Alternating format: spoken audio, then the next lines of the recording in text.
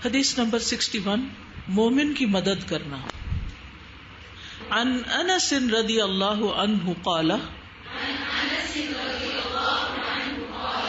قال رسول اللہ صلی اللہ علیہ وسلم انصر اخاک ظالما او مظلوما. کتاب المظالم. انس رضی اللہ عنہ روایت کرتے ہیں رسول اللہ صلی اللہ علیہ وسلم نے فرمایا اپنے بھائی کی مدد کرو خواہ وہ ظالم ہو یا مظلوم ہو.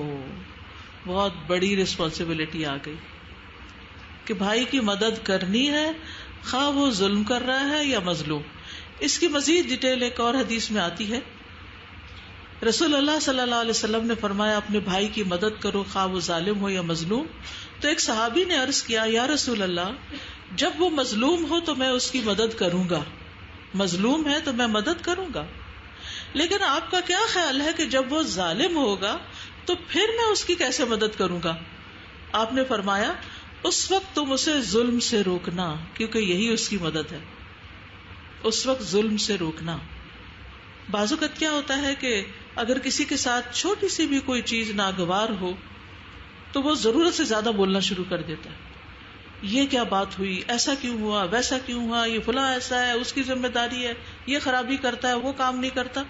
یعنی مثلاً آپ نے دیکھا ہوگا کہ بعض اوقات جن لوگوں کو اللہ تعالیٰ اتھارٹی دے دیتا ہے اور ان کے پاس حکمت نہیں ہوتی تو وہ ناروا لوگوں پہ ظلم کرنا شروع کر دیتے ہیں، ڈانٹ ڈپٹ سے، اور یعنی ایکسٹرا باتیں سنا کے یا دوسرے کا حق مار کے.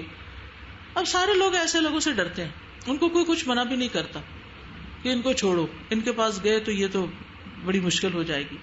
لیکن ان کو ایسے تو نہیں چھوڑا جا سکتا کہ وہ ہر ایک پہ ظلم کرتے رہیں اور ہر ایک کے ساتھ زیادتی کرتے رہیں اور ہر ایک کے ساتھ بد اخلاقی کرتے رہے اور بدتمیزی کرتے رہیں. تو ان کو کہیں تو سٹاپ کرنا چاہیے نا. تو ہم سب کی یہ بھی ذمہ داری بنتی ہے کہ اگر ہمارے کولیگز میں سے، اگر ہمارے بچوں میں سے، اگر ہمارے ہسبینڈ یا ہمارے اور کوئی بھی اس قسم کی کوئی چیز کر رہا ہے جو الٹیمیٹلی خود اس کے لیے نقصان دہ ہے تو اس کو اس سے روکنا بھی چاہیے، اس کو سٹاپ کرنا چاہیے. اگر ہم اس کو روک نہیں سکتے نا تو کم از کم اس کی ہاں میں ہاں نہیں ملانی چاہیے. یہ بہت بڑا ظلم ہوتا ہے کہ ایک ظالم کو اور انکریج کرے کہ آپ اور ظلم کریں. ہاں بہت اچھا کرے، اس کا یہی علاج ہے، اس کی یوں ہی خبر لو. بعض ساسیں ہوتی ہیں نا، وہ اپنے بیٹے کو ابھارتی رہتی ہیں، اور اسی طرح بعض ٹیچرز ہوتے ہیں وہ آپس میں جب کلیگز ملتے ہیں، ہاں فلاں اسٹوڈنٹ بس اس کی تو یہ عادت ہے، اس کے ساتھ تو یہ کرنا چاہیے. ایک بھی ظلم کر رہا دوسرا بھی کرو، اور بچے کو کچھ سمجھ نہیں آ رہی، اس کو سمجھنے کی کوئی کوشش ہی نہیں کر رہا. تو ظلم میں کبھی ہاں میں ہاں نہ ملائے، کبھی کسی کو انکریج نہ کرے، کیونکہ ظلم کرنے والے پر لوٹتا ہے، اور جو اشارے سے بھی کسی کو کہتا ہے قتل کرو وہ بھی قاتل شمار ہوتا ہے. اور پھر یہاں پر یہ جو لفظ ہے نا نصرت، انصر اخاک، تو اس میں نصرت کا مطلب ہوتا ہے مدد اور تائید. تو رسول اللہ صلی اللہ علیہ وسلم نے یہاں پر جو طریقہ سکھایا ہے مدد کا، وہ صرف ظلم ہوتے ہوئے روکنا نہیں بلکہ ظلم کرنے والے کو بھی روکنا ہے. کیونکہ آپ دیکھیے اگر آپ صرف مظلوم کو پکڑتے رہیں گے نا، ہے اس کو بچا لو بچا لو، اس کو کچھ نہ ہو، تو ظالم کو تو شے ملی رہے گی، اس کو آپ نے پکڑا ہی نہیں. تو آپ جڑ ہی کاٹ دیں نا ظلم کی، جو کر رہا ہے اس کو پکڑیں. پھر اسی طرح رسول اللہ صلی اللہ علیہ وسلم نے فرمایا ایک مسلمان دوسرے مسلمان کا بھائی ہے، نہ اس پہ ظلم کرتا ہے نہ ظلم ہونے دیتا ہے، نہ ظلم کرتا ہے نہ ہونے دیتا ہے. ابو مسعود بدری کہتے ہیں میں اپنے غلام کو کوڑے کے ساتھ مار رہا تھا، میں نے اپنے پیچھے سے ایک آواز سنی ابو مسعود جان لو، اور میں غصے کی وجہ سے آواز کو بھی نہیں سمجھ سکا. تو جب وہ میرے قریب ہوئے تو وہ رسول اللہ صلی اللہ علیہ وسلم تھے، اور آپ فرما رہے تھے جان لو ابو مسعود جان لو ابو مسعود. کہتے ہیں میں نے اپنے ہاتھ سے کوڑا پھینک دیا تو آپ نے فرمایا جان لو ابو مسعود، بے شک تمہارے اس غلام پر قدرت سے زیادہ اللہ تم پر قدرت رکھتا ہے. میں نے عرض کیا اللہ کے رسول آج کے بعد میں کسی غلام کو نہیں ماروں گا. یعنی بعض اوقات یہ ہوتا ہے نا کہ ایک شخص ذرا طاقتور ہوتا ہے اور وہ خوب مار پیٹ کے اپنی بڑھاس نکال لیتا ہے. تو ایسے سب لوگوں کو سوچنا چاہے آپ کے بچے ہی کیوں نہ ہو. ماں ہونے کا مطلب یہ نہیں ہے کہ ہسبینڈ ہونے کا یہ مطلب نہیں ہے کہ آپ اپنے سے جو کمزور پارٹنر ہے اس کے اوپر جو چاہیں اس کے ساتھ زیادتی کر جائیں. تو جو کرے گا قیامت کے دن بھرے گا. چاہے دنیا میں آپ کتنے ہی بڑے شان و شوکت والے انسان ہیں، لیکن اگر ظلم کیا تو اس کا بدلہ دینا پڑے گا. رسول اللہ صلی اللہ علیہ وسلم نے فرمایا میرے بعد کچھ ایسے امراء بھی آئیں گے جو جھوٹ سے کام لیں گے، ظلم کریں گے. جو آدمی ان کے پاس جا کر ان کے جھوٹ کو سچ قرار دے گا اور ظلم پر ان کی مدد کرے گا، اس کا مجھ سے اور میرا اس سے کوئی تعلق نہیں، اور وہ میرے پاس حوض کوثر پر بھی نہیں آ سکے گا. وہ میرے پاس حوض کوثر پر نہیں آ سکے گا. تو بعض اوقات یہ ہے کہ کچھ لوگ بڑوں کے پاس جا کے، مثلا پرنسپل کے پاس جا کے، ڈائریکٹر کے پاس جا کے لوگوں کی شکایتیں لگانا اور ان پہ ظلم کروانا یا ان کی امیج خراب کرنا، اس طرح کے بھی کام کرتے ہیں. تو ایسے لوگ بھی سوچ لیں کہ وہ حوض کوثر پر نبی صلی اللہ علیہ وسلم کے پاس نہیں آ سکیں گے. پھر اسی طرح کسی کے ساتھ ناحق تعاون نہیں کرنا چاہیے. جو شخص ظلم کر رہا ہے، چاہے آپ کی ماں ہی کیوں نہ ہو. بعض اوقات ایسا بھی ہوتا ہے نا کہ آپ کی بھابھی پر آپ کی والدہ ظلم کر رہی ہوتی ہے اور آپ کو پتا ہوتا اماں قصوروار ہے، لیکن آپ روکتے ہی نہیں اماں کو، چونکہ وہ اماں ہے یا چونکہ وہ ابا ہے تو اس لیے ان کی ہاں میں ہاں تو ملانا ہی ہے. تو یہ بھی غلط ہوتا ہے. چونکہ میرا بھائی ہے نا تو اس لیے میں نے تو بھائی کی سائڈ لینی ہے، چاہے وہ بھابھی پر کتنی ظلم ڈھا رہا ہو. تو یہ ظالم کی مدد کرنا، ظالم کو شے دینا، ظالم سے تعاون کرنا بذات خود ظلم ہے. اس سے بھی بچنا چاہیے. قرآن مجید میں آتا ہے تعاونوا علی البر والتقوی ولا تعاونوا علی الاثم والعدوان. گناہ اور زیادتی کے کاموں پر ایک دوسرے کی مدد نہیں کرنی. نبی صلی اللہ علیہ وسلم نے فرمایا جو شخص کسی ناحق مقدمے میں کسی کی مدد کرے، جھوٹی گواہی دے، وہ تب تک اللہ کی ناراضگی میں رہتا ہے جب تک اسے چھوڑ نہ دے. اسی طرح جہاں آپ کی اتھارٹی ہے، جہاں آپ کی قدرت ہے، اور نہیں بھی تو جہاں آپ کسی چیز کو بدل سکتے ہیں، کسی نا انصافی کے یا ظلم کے کلچر کو بدل سکتے ہیں اور پھر آپ اصلاح نہ کریں.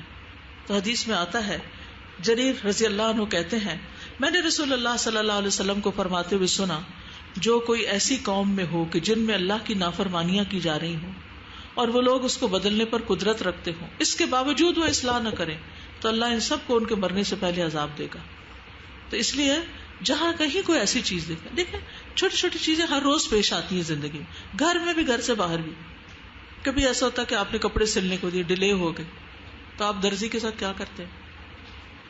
آپ نے اسکول میں مثلا فوٹو کاپی کرنے کو دی، ڈیلے ہو گئی، آپ کا ری ایکشن کیا ہوتا ہے؟ بعض اوقات کہیں آپ نے کسی چیز کی رپورٹ کی کہ یہ چیز ٹھیک ہونی چاہیے، پنکھا نہیں چل رہا، اگلے دن پھر آئے پنکھا پھر نہیں چل رہا، ری ایکشن کیا ہوتا ہے؟ صرف irrelevant پیپل کے سامنے چیخنا چلانا بولنا اصلاح نہیں ہوتی. اصلاح یہ کہ again second reminder, third reminder, fourth reminder دیے جائیں، جا کے پوچھا جائے، irrelevant لوگوں سے بات نہ کی جائے. ہمارا کیا ہوتا ہے، غلطی کہاں ہوتی ہے، تبصرے کہیں اور ہو رہے ہوتے ہیں، نتیجے میں کچھ اصلاح نہیں ہوتی اور ظلم ہوتا چلا جاتا ہے. اسی طرح مظلوم کی مدد کرنے کا بھی ثواب ہے. رسول اللہ صلی اللہ علیہ وسلم نے فرمایا جس نے اپنی بھائی کی عدم موجودگی میں اس کی مدد کی، اللہ دنیا اور آخرت میں اس کی مدد فرمائے گا. اور اگر کوئی کسی مظلوم کی مدد نہ کرے تو اس کی کیا پکڑ ہوگی؟ ایک روایت میں آتا ہے نبی صلی اللہ علیہ وسلم نے فرمایا اللہ کے ایک بندے کے بارے میں حکم دیا گیا کہ اسے قبر میں 100 کوڑے لگائے جائیں. تو وہ تخفیف کا سوال کرتا رہا اور دعا کرتا رہا یہاں تک کہ ایک کوڑا رہ گیا، باقی معاف کر دی گئی. جب ایک کوڑا اس بندے کو پڑا تو قبر آگ سے بھر گئی. جب اس کا ذرا اثر ختم ہوا تو اس نے پوچھا فرشتوں سے مجھے کیوں مارا گیا ہے؟ انہوں نے کہا کہ تم نے ایک نماز وضو کے بغیر پڑھی تھی اور تم مظلوم کے پاس سے گزرے تھے، اس کی مدد نہیں کی تھی. اب یہ مظلوم کی مدد کرنے کا یہ مطلب نہیں ہوتا کہ جھنڈا اٹھا لیا جائے یا کوئی چیخا چلایا جائے، کیونکہ بعض اوقات کہتے کشمیری عوام کے خلاف آواز اٹھانی چاہیے. آوازیں اٹھا اٹھا کے کتنے مسئلے حل ہوئے. خالی آواز اٹھانے سے بعض اوقات مسئلے حل نہیں ہوتے، بات کو صحیح جگہ پر صحیح طریقے سے صحیح دلیل کے ساتھ کرنے سے مسئلے حل ہوتے ہیں. تو اس میں انسان کو ٹھنڈے دل سے سوچنا چاہیے کہ میں اس غلط کام کو کس طرح روک سکتا ہوں، اس ظلم کو کہاں سے ختم کر سکتا ہوں. پھر اسی طرح یہ ہے کہ ظلم کی وجہ سے قیامت کے دن نیکیاں مٹ جائیں گی کیونکہ وہ مظلوم کو ساری چلی جائیں گی.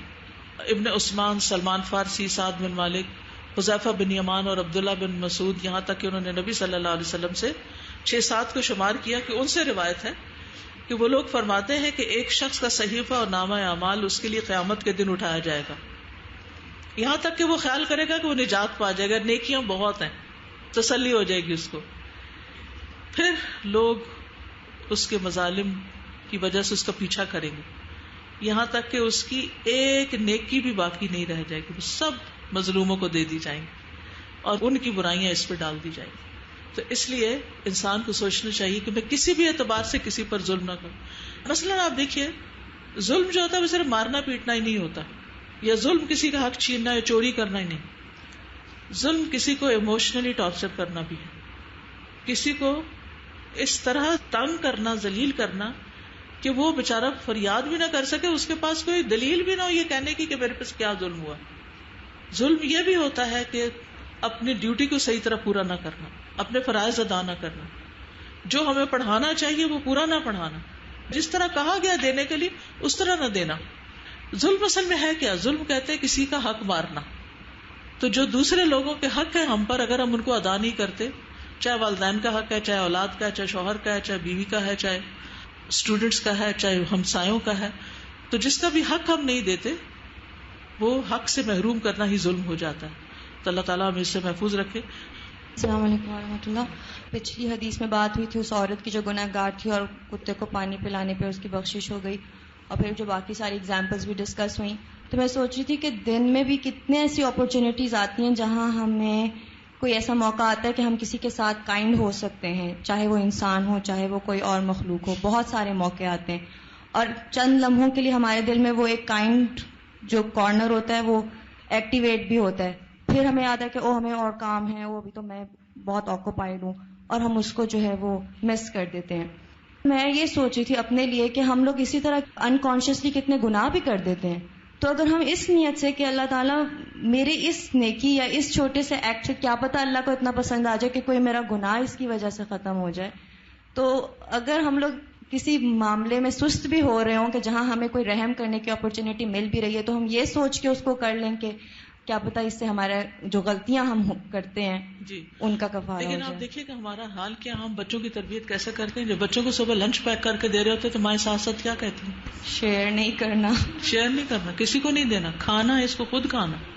حالانکہ ہونا کیا چاہیے کہ ماں ایکسٹرا ڈالے، دیکھو بیٹا میں نے ایکسٹرا ڈالا، تم شیئر کر لینا. یہ کائنڈنیس ہے. پینسل ایک کی بجائے 2 دینا. بچے اگر کسی اور کی ٹوٹ گیا تو تم اس کو دے دینا. تو اس سے بچے بچپن سے ہی پھر مہربانیاں کرنا سیکھتے ہیں. لیکن ہمارے یہاں جو خود غرضی کا ایک ماحول ہے نا کہ سارے فائدے مجھے پہنچے اور مجھے پرواہ نہیں کس پہ کیا گزرتی. الحمدللہ اس دفعہ ایڈمیشنز زیادہ ہوئے ہیں اور ہر کلاس میں بچوں کا نمبر بھی انکریز ہوا ہے، تو pressure is already on the teachers. تو ایڈمیشن ڈپارٹمنٹ کین ٹیل کہ کتنا پریشر ہے اور پیرنٹس کتنے روتے ہوئے جاتے ہیں کہ ایڈمیشن نہیں ہوا. لیکن الحمدللہ now we have a bigger campus اور بڑی کلاسز ہیں، تو ہم نے ضرور ایسے پیرنٹس کو اکوموڈیٹ کیا ہے. And every child, every parent has a beautiful story for coming to AIS.